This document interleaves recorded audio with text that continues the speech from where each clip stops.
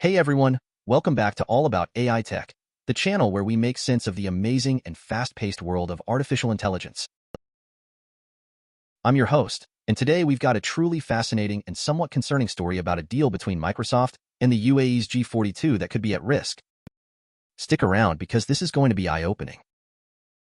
So, here's the gist. Back in May, Microsoft and G42, an AI firm from the United Arab Emirates, planned to spend a whopping $1 billion on groundbreaking projects in Kenya.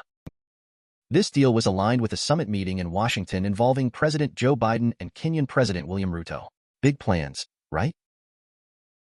They aim to turn Kenya, sometimes called the Silicon Savannah, into a major technology hub. Kenya's vibrant startup scene includes big names like M-Pesa, which is a mobile financial services provider popular in East Africa. Microsoft saw enormous potential in Kenya, thinking it could become the next Southeast Asia in terms of technological growth. But here's where things get dicey. The pivot to Kenya is part of a $1.5 billion Microsoft investment in G42. This was on the condition that G42 cuts ties with Chinese companies. However, Pentagon officials and national security experts remain skeptical about whether G42 will completely uncouple from China. On top of that, Microsoft has had its own cybersecurity issues. A recent scathing report highlighted chronic cybersecurity failures, which heightens fears about foreign powers gaining access to sensitive U.S. networks. This cybersecurity flaw is a significant concern considering the type of advanced AI technology involved. There's another layer to this story involving NVIDIA's H100 chips. These semiconductors are crucial for AI data centers. Some officials believe approving shipments of these chips to the Middle East is equivalent to nuclear proliferation, given how highly they are sought after in the AI arms race. That's why broader discussions are happening in the U.S. government about the implications of these shipments. Congress is increasingly concerned about this deal and is pushing for stricter oversight. Bipartisan staff delegations have visited the UAE to communicate growing concerns and ensure the UAE honors its commitments. So, why does it matter? Well, if U.S. companies like Microsoft can capitalize on these emerging markets, they can extend their political and economic clout globally. This could be a counter-strategy to China's substantial investments in the global south. China has already heavily invested in developing countries. For example, Huawei has been instrumental in building Kanza Technopolis in Kenya, a massive $14.5 billion smart city. They also provide state-backed loans and discounted hardware, which makes it hard for U.S. companies to compete. China's Digital Silk Road initiative has long targeted the global south, making it more challenging for Microsoft and the U.S. to break into these markets. Essentially, we're looking at a geopolitical chess game where each move has significant ramifications for global tech leadership. However, the U.S. still has an edge in cloud computing and large language AI models. In fact, these advancements are key for the U.S. to remain competitive. The big question is whether the U.S. will authorize the necessary technology to bolster these efforts. Kenya, with its fast-growing and increasingly tech-savvy population, is a logical place for Microsoft to establish a foothold in Africa. So, this proposed data center and AI initiative could be a game-changer if all the pieces fall into place.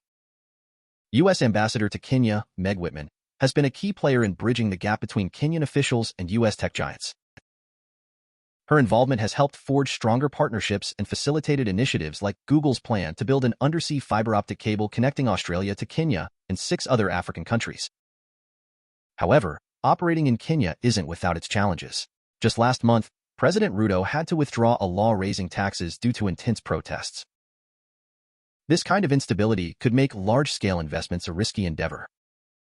Corruption remains rampant, and money laundering is a significant issue. In fact, the U.S. Treasury recently sanctioned several Kenyan entities for links to terrorist funding. These factors complicate the business environment, making it imperative for the U.S. to work closely with the Kenyan government to create a business-friendly atmosphere. Competing with China, especially dislodging it, is no small feat. Chinese companies like Huawei and ZTE have spent years building relationships and infrastructure in these regions. They offer state-backed loans and discounted hardware, making them tough competitors. To put it in relatable terms, it's like trying to sell a Tesla in Uzbekistan, a market that's already saturated with Chinese cars. Microsoft will have to navigate a regulatory environment built on Chinese standards, a daunting task to say the least. But here's the silver lining. the US still holds a significant lead in cloud computing and AI. The catch? They need to be willing to deploy these technologies in regions like the UAE and Africa to capitalize on this advantage. In a recent Council on Foreign Relations event, Tarun Chhabra, the NSC's senior director for technology, mentioned how the US has an interest in changing the tech landscape in the UAE, where G42 has significant ties with Huawei. The goal is to promote Microsoft as a viable alternative. One proposed solution to ease these national security concerns is to place the most sensitive technology in a restricted access area within data centers. Microsoft has done this before, and it's one way to mitigate risk. Another interesting idea is to incorporate a kill switch for the NVIDIA chips. This would offer a layer of security ensuring the technology can't be misused. Imagine it as an emergency brake for high-tech.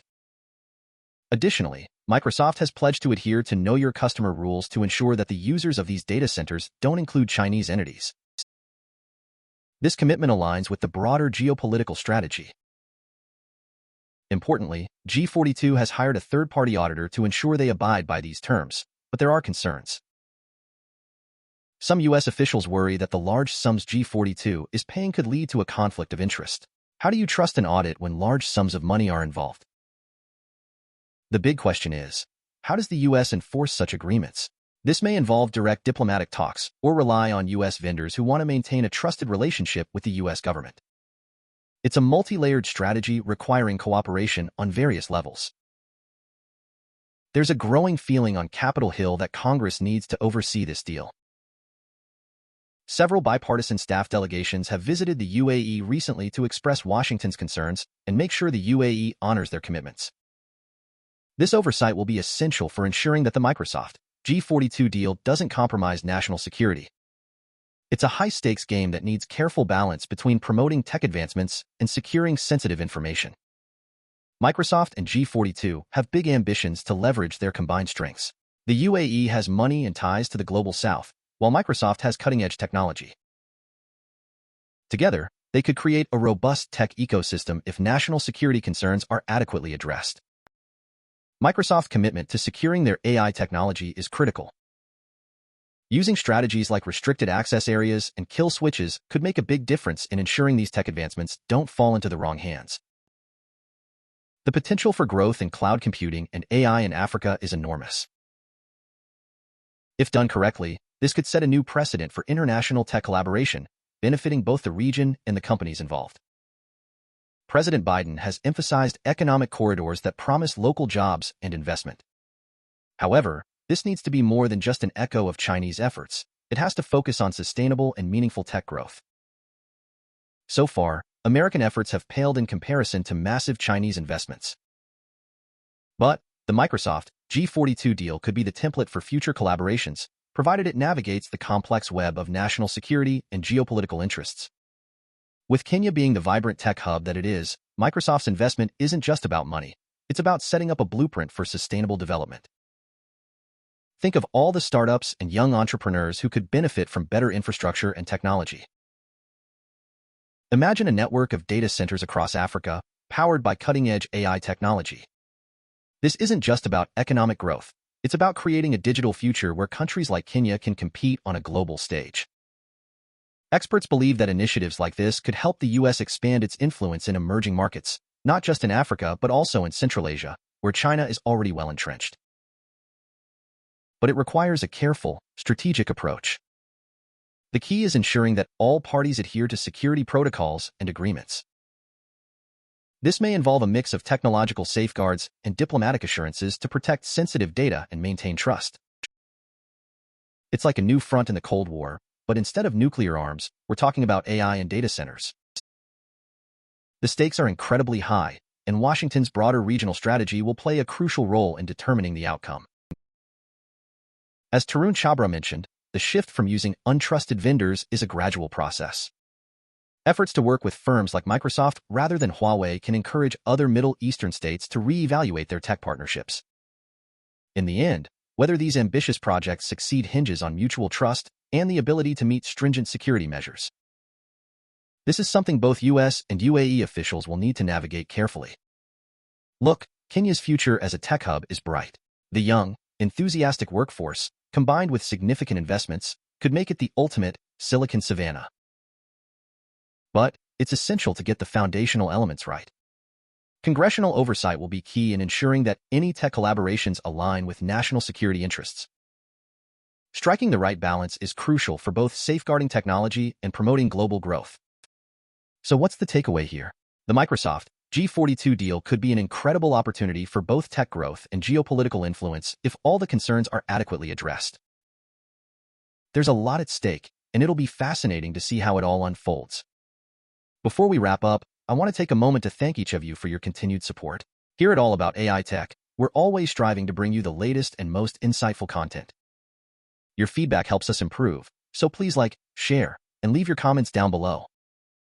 Also, we're working hard to build a community where we can all exchange ideas, discuss the latest in AI, and support each other's growth. Your input is invaluable to us, so subscribe and hit that notification bell to stay updated.